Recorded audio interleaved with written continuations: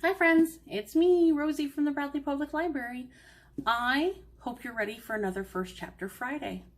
So this week we are going to read a book called Someday by David Levithan. So what Someday is about, it's actually a sequel to his first book, Every Day, which was a New York Times bestseller. So yay for him.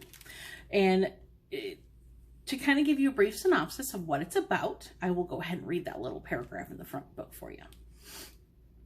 For as long as A can remember, life has meant waking up in a different person's body every day, forced to live as that person until the day ends. A always thought there wasn't anyone else who had a life like this.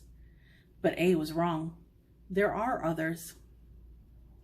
A has already been wrestling with powerful feelings of love and loneliness. Now comes an understanding of the extremes that love and loneliness can lead to, and what it's like to discover that you are not alone in the world. So how about we get started? So now the difference with Someday is these are super short chapters, and they are all based on who the person is at the time and what day it is for them. So this one, the first is Rhiannon. Every time the doorbell rings, I think it might be A.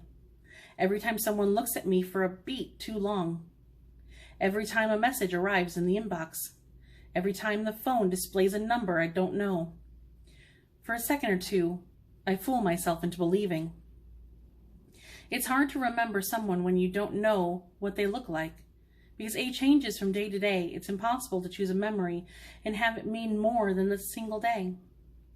No matter how I picture A, it's not going to be what A looks like now. I remember A as a boy and as a girl, as tall and as short. Skin and hair, all different colors.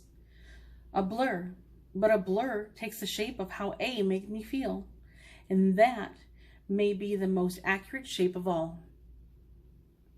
A has been gone for a month. I should be used to it. But how can there be any separation when A is in so many of my thoughts? Isn't that as close as you can get to another person, to have them constantly inside your head? As I'm thinking all these things, feeling all these things, I can't let any of them show. Look at me and you will see. A girl who has finally buried the remains of her last bad relationship. A girl with a great new boyfriend. A girl with friends who support her and family that isn't more annoying than any other family. You will not see anything missing. You will see no sense that part of her that's been left inside someone else. Maybe if you look inside her eyes long enough, and you know what to look for. But the point is, the person who knew how to look at me like that is gone. My boyfriend, Alexander, knows there's something I'm not telling him. But he's not the kind of guy who wants to know everything. He gives me space. He tells me it's fine to take things slow. I can tell that he's falling for me. Then he really wants this to work. I want it to work too. But I also want A. Even if we can't be together, even if we're no longer near each other, even if all I get is a hello and not even a how are you, I want to know where A is. And that A thinks of me at least some of the time. Even if it means nothing now, I want to know it meant something once. The doorbell rings. I am the only one home. My thoughts race to A. I allow myself to picture the stranger at the door, who isn't really a stranger. I imagine the light in his eyes, or maybe her eyes. I imagine A saying a solution that has been found. Then a single day without hurting anyone. Coming, I yell out. I'm stupidly nervous as I get to the door and throw it open. The boy I find there is familiar, but at first I don't recognize him. Are you Rhiannon? He asks. As I nod, I realize who he is. Nathan? I say. Now he's surprised too. I know you, don't I? He asks. I answer honestly. It depends on what you remember. I know this is dangerous ground. Nathan is not supposed to remember the day A was in his body. borrowing his life. He is not supposed to remember the way he and I danced in the basement or anything that happened after. It was your name, he says. I kept thinking your name.